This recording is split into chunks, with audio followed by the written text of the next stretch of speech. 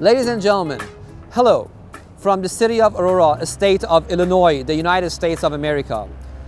I am standing on the site of Aurora Memory here, a project that has been funded by 17 investors from 3 countries, 13 Iranians, 3 Chinese, and 1 Iraqi. And some of the money has come from a US bank.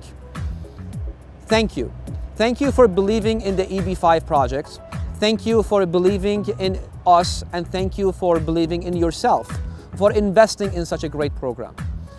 The EB5 program is a great program that has been created by the United States Congress back in 1990s.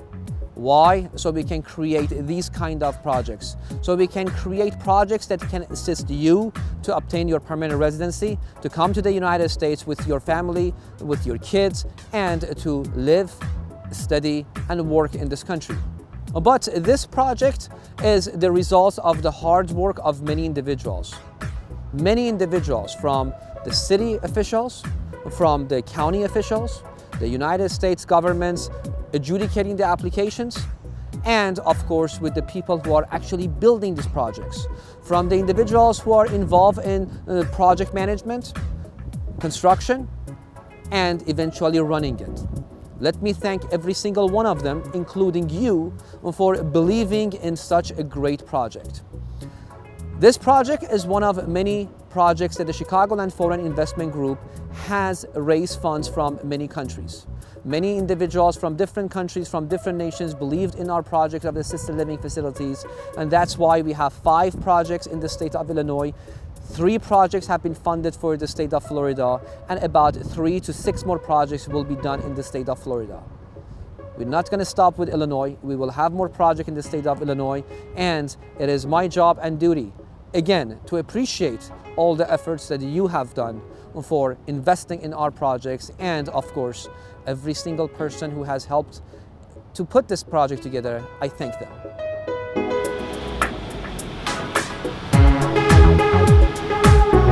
When we were here last time, we talked about the progress in the EB5 applications and the investors in this project. And I have Mr. John Floss. You know what? The noise is a lot, but this is good though. We can talk. We can keep going with this. Mr. John Floss, who is an attorney and who has filed most of the applications, the 5 to 6 applications, is here. John, thank you so much for coming back on the site. And you see the progress. It's really working well. Good morning. Good morning. My pleasure to be here. It's great to come out and see the difference that a year makes, and the construction and the creation of something tangible, and to see so much progress and getting close to the time where the construction is complete. It's really exciting. Absolutely. And I know that you have filed most of the 5 to 6 applications, the green card applications. How many applications have you filed? How many investors we have here? We have a total of 14 investors, myself out of the total of 17 here, 3 of which are Chinese nationals. We have 1 Iraqi national, and the rest, the 10, are Iranian nationals.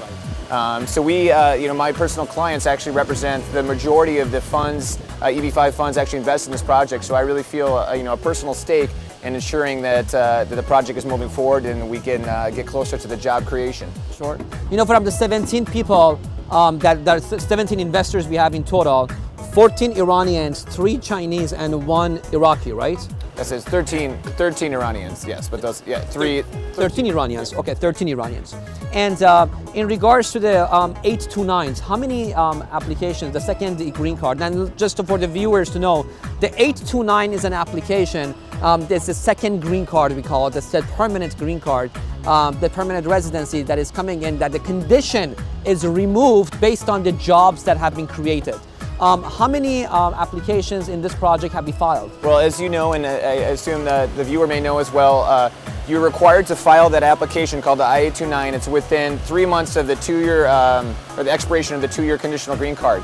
So you're actually prohibited from filing prior to that date, even if you wanted to. So we have 2 applications that are currently I-829s that have been filed with immigration, and we're in the process of moving towards preparing the documents and forms for additional investors as they get close and get into that period of time. But as of right now, we have 2 that have been timely filed with immigration, and we're just waiting for them to adjudicate those. And based on the construction and the amount of the work that has been done, the jobs have been created, right? Yes, I'm comfortable that the jobs have been created for these initial round of investors, and as you can see, the project is getting closer to the actual completion date, where you can start the staff up process, the hiring process for all the workers to fulfill the job requirements for the investors on kind of a rolling basis as the IA-29s are filed, right. And thus demonstrating the required job creation. And John, I'm sure as an attorney you feel good that your clients are safe.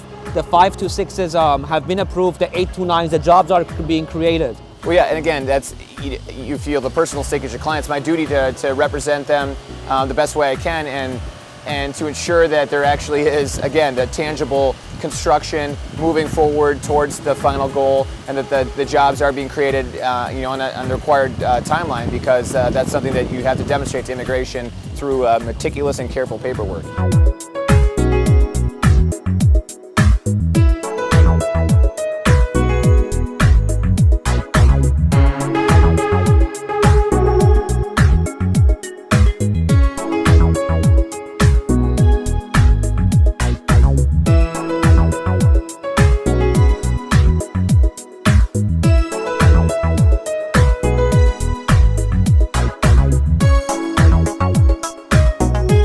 And John, I know that you have clients who have filed the 526 application, and investors in other projects of the Chicagoland Foreign Investment Group and its affiliates, both in Illinois and Florida, right?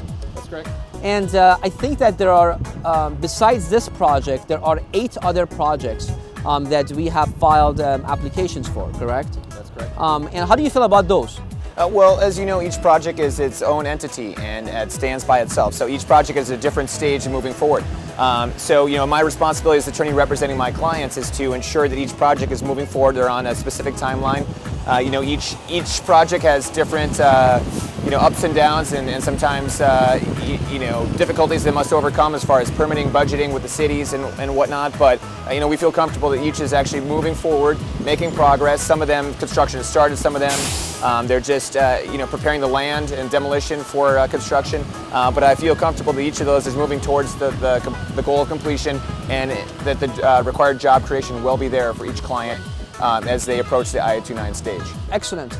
So for this project and the investors that are in this project, do you think we're going to have enough jobs in the next few months for at least 3-4 other applications of the 829 that are going through to be filed successfully? Yeah, I feel comfortable.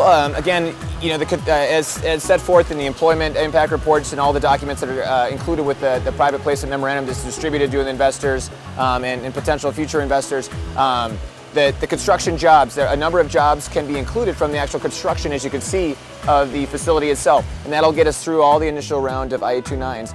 Then, as we get, like I said, as we get closer to the actual completion date and opening date, there's a ramping up of hiring, which has already begun for the actual employees that are going to be staffing it, the management there, start the process of the PR and the recruitment of actual tenants to come in there. So I feel comfortable that as we go forward with each IA-29, that the jobs will be created within timelines set forward by immigration and all of their memos that kind of discuss the required job creation timelines. Absolutely.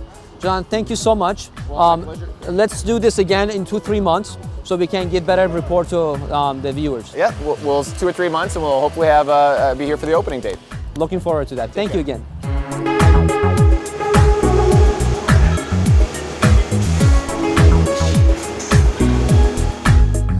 Lon, thank you so much for coming down, and I know that you are the project manager and you supervise everything that is going on in Aurora Memory Care. Let me thank you for great work, seriously. It's unbelievable. Everything looks great. How do you feel about the project? Oh, I feel great. It's an exciting time. We've come a long way. Sure. Started out last fall doing the site work, and then got our foundation in the ground prior to the winter, but then we were slowed by the winter weather. Obviously, in our climate, we aren't able to do a lot over the winter months, but since April, since we were able to start up again, we've seen significant progress, and it's an exciting time watching the building come together. Absolutely. And what we are looking at right now is what portion of the building? This is a memory care portion of the building. Okay. Memory care residents will reside in the area just behind us. This will be a heavily landscaped courtyard. Sure. With a fence that'll keep this area secure for the residents. And then inside the doors, we've got their living areas, dining, and other common areas of the building as well. Right. How many units do we have here? In the memory care, we have 24 resident units, Okay. and in the assisted living, we have 36 for a total of 60. So total of 60, and how big is the whole property? It's 53,500 square feet of building. So 53,000 square feet. It's about 6,000 meters for the viewers who are used to the meter system. So it's about 6,000 meters. And so this property is about to be completed. And when do you think we're going to have the roof for the assisted living up, and of course be finished with the exterior? Well, we'll continue. We're finishing the third floor walls today, and we'll begin the installation of the roof system for the assisted living section tomorrow. Okay. That'll take us approximately 2 to 3 weeks to complete. Okay. So by the end of July, very beginning of August, we'll have all of the exterior framing completed.